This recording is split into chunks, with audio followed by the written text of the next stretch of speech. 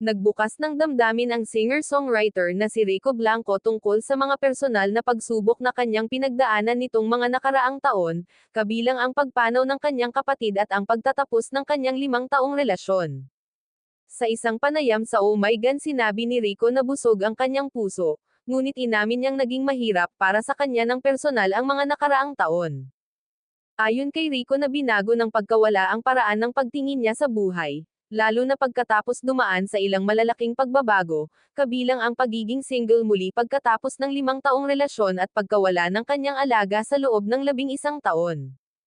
Aniya, the past couple of years have been kind of difficult for me personally, but also amazing in terms of work.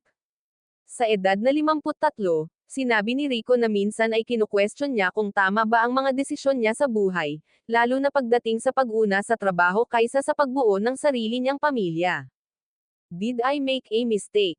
Was that a mistake to just focus so much on work, thinking that you'll have all the time in the world? Nang tanungin kung naniniwala pa rin ba siya sa pag-ibig, ang sagot ni Rico ay, I think so, pero aminado siyang may takot siyang nararamdaman pagdating sa muling pakikipagrelasyon.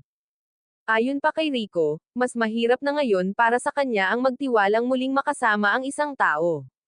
Not to trust someone, but to trust being with someone again. It's hard. Sa kabila ng lahat, sinabi ni Rico na isa sa kanyang pinakamalaking aral ay ang lasapin ang kasalukuyan. Enjoy mo yung now. Yung buhay natin is just a collection of all the nows.